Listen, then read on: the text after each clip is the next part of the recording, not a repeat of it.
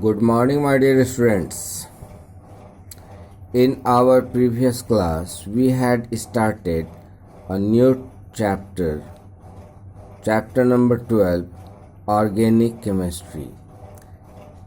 In this chapter, we had studied so far what is organic compound and what is organic chemistry and what is inorganic compounds and what is inorganic chemistry.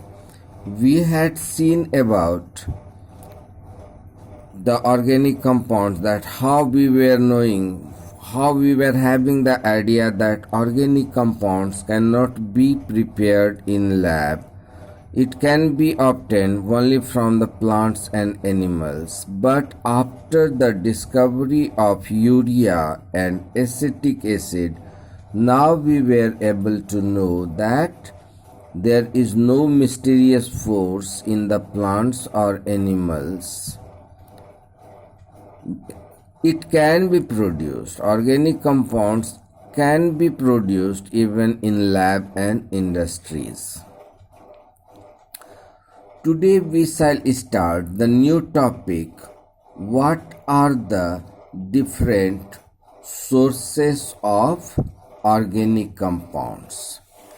Before we start, so far we had seen about distillation. What is distillation? In distillation, if you remember, what is distillation? Distillation, it is a process by which a liquid is heated to change it from liquid state to gaseous state, and that gaseous state is recollected to change it from gaseous to liquid state. One word will be fractional distillation. If you see your glossary 234, page number 234, what is fractional distillation? It is a process of separating two or more miscible liquids. It is a process of separation of two or more liquids by distillation and by using difference in their boiling point. This is called fractional distillation. And another one is fractional distillation means every liquid has different boiling point. If we take a mixture of milk and water, both water and milk changes into vaporous state at different temperatures. So they are separated from each other at different places. Another one is your destructive distillation.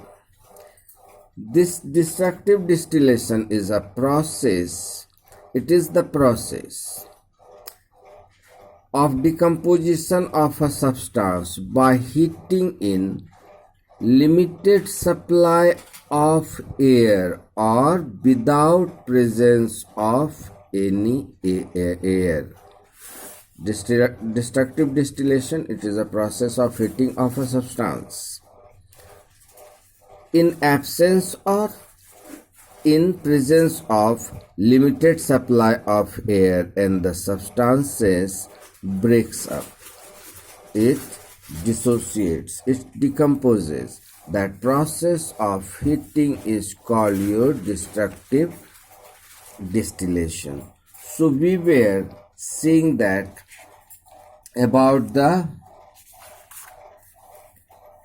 different sources of organic compounds. The organic compounds. Now, organic compounds can be obtained from plants like sugar, starch, cellulose, tartaric acid, acetic acids. They all are obtained from plants. Then animals. From animals, We get urea from the bones of the animals. We get protein from the fishes, fats from the eggs, like this. So, organic compounds can be obtained from animals. Coal. How coal are formed? Coal is formed when the plants they subside into the earth crust. A large layer of sand or sediments are covered over these plants. Then what happens? The plants are suppressed. They have a great load of sand and soil, and there increases a large amount of pressure and temperature.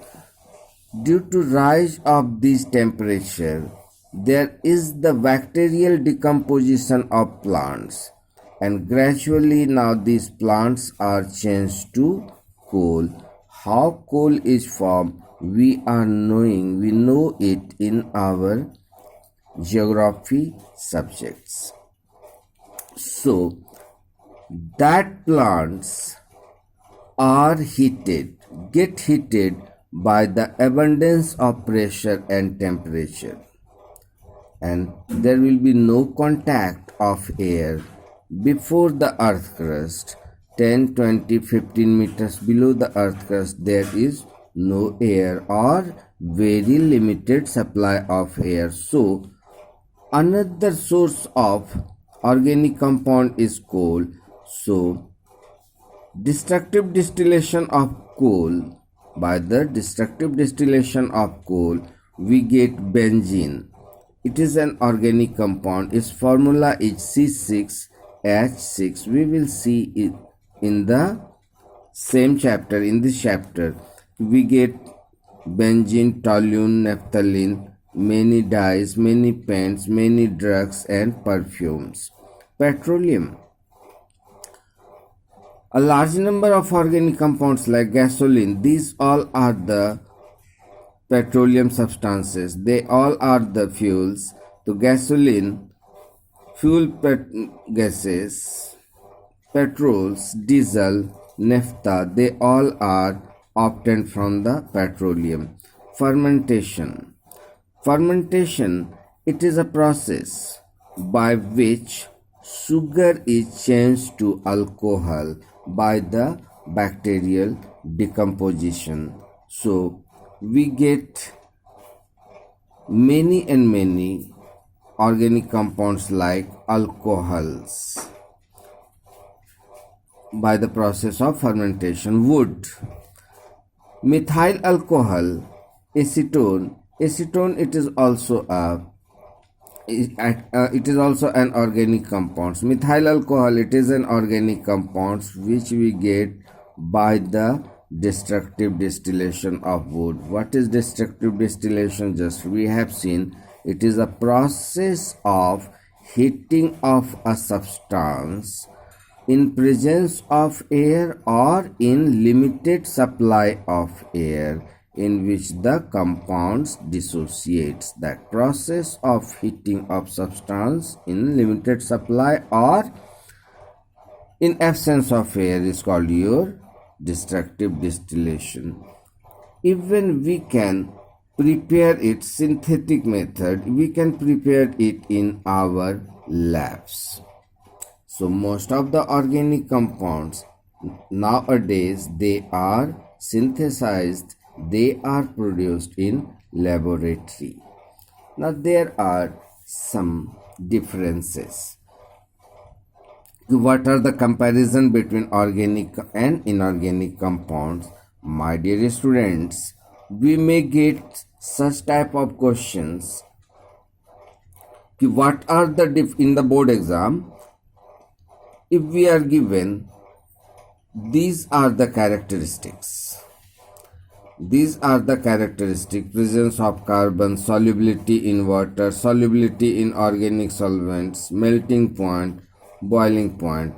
If we are given and we are asked, differentiate or compare organic compounds and inorganic compounds on the basis of this, then what will be our answer?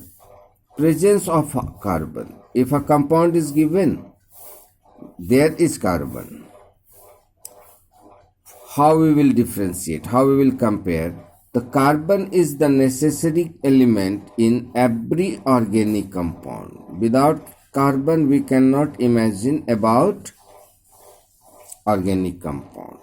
But carbon is not an essential element in organic compounds. If there may be carbon, there may not be carbon. We had seen that carbon compounds, oxides of carbon, means carbon monoxide, carbon dioxide, though they have carbon, but they are not organic compounds. Metallic carbonates like zinc carbonate, sodium carbonate. Zinc carbonate, it is ZnCO3, though it has carbon, but it is not an organic compound.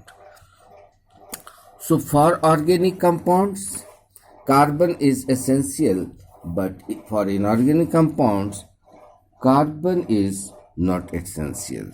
Carbon may or may not be present. Solubility of water. Almost organic compounds, they do not dissolve in water. Have you ever seen that coal? It is an organic compound and it gets dissolved in water. Coal never dissolves in water. Petrol, diesel, kerosene, they all are organic compounds. They do not dissolve in water. They do not mix in water. But inorganic compounds, normally they dissolve in water. Now, solubility in organic solvents. We know what is solvent. Solvent, it is a substance. Water is a substance. Milk is a substance which can dissolve many things. So, which dissolves anything, they are called solvent. So, only we are knowing, so far we were knowing that water is a solvent, but it is not so.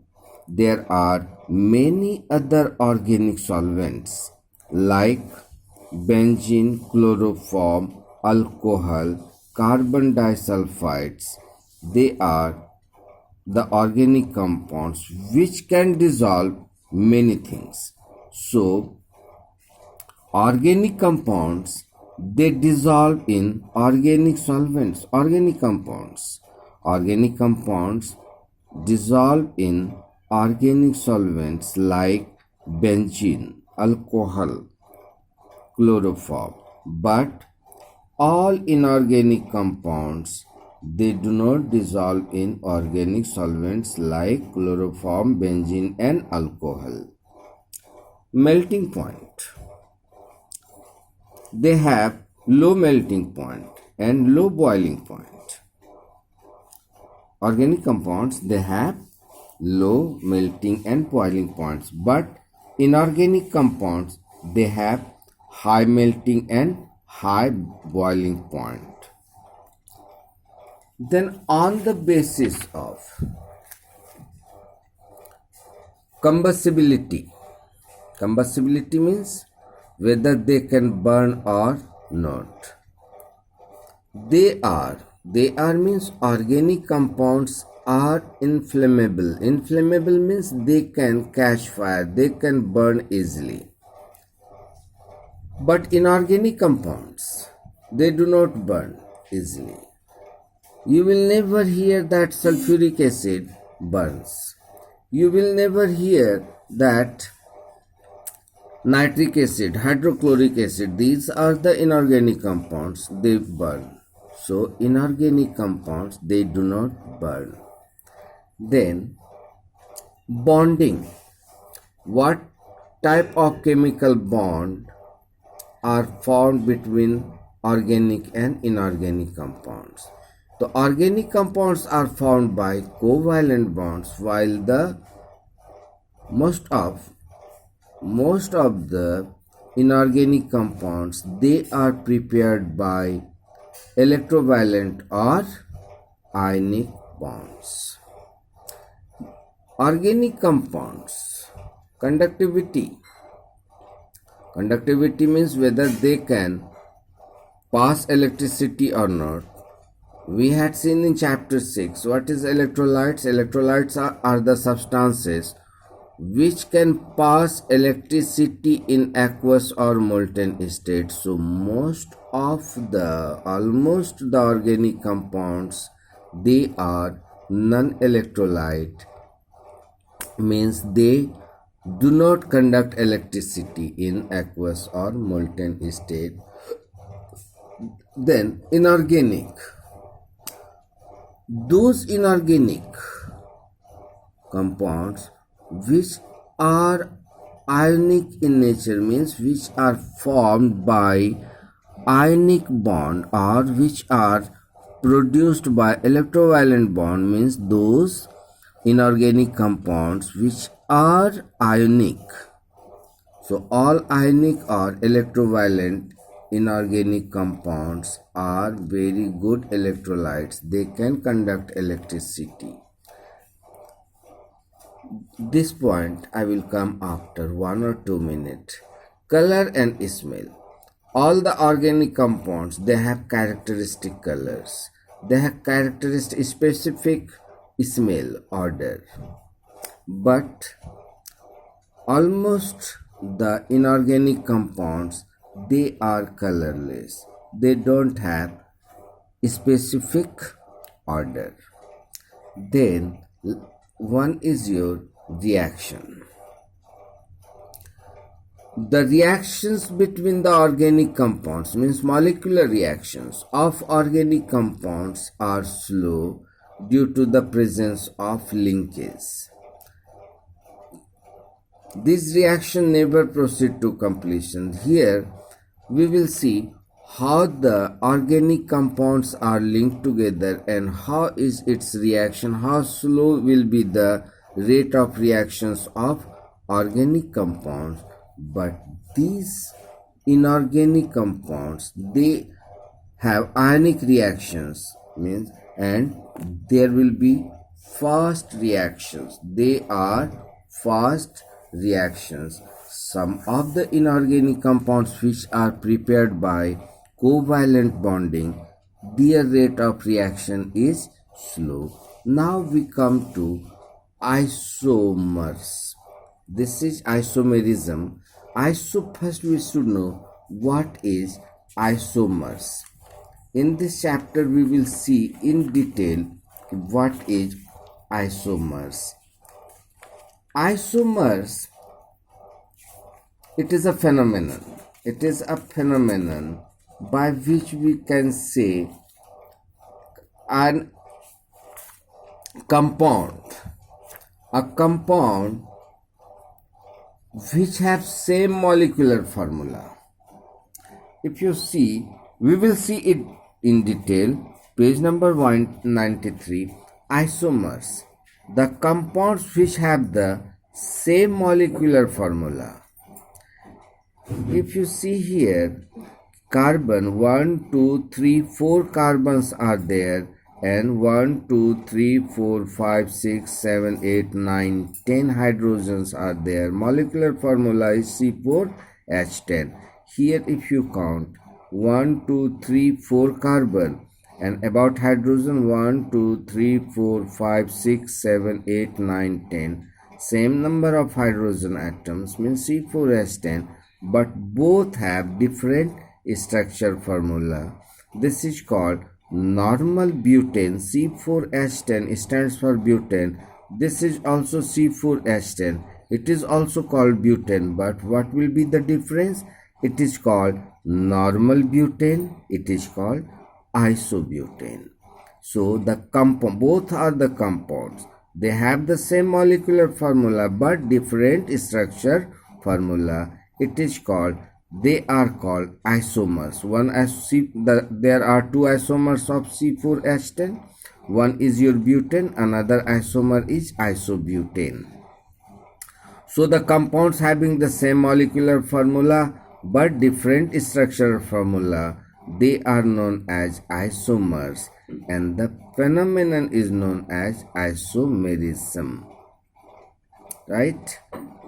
It is obtained from iso means same or identical. Mers means parts. So isomers is what?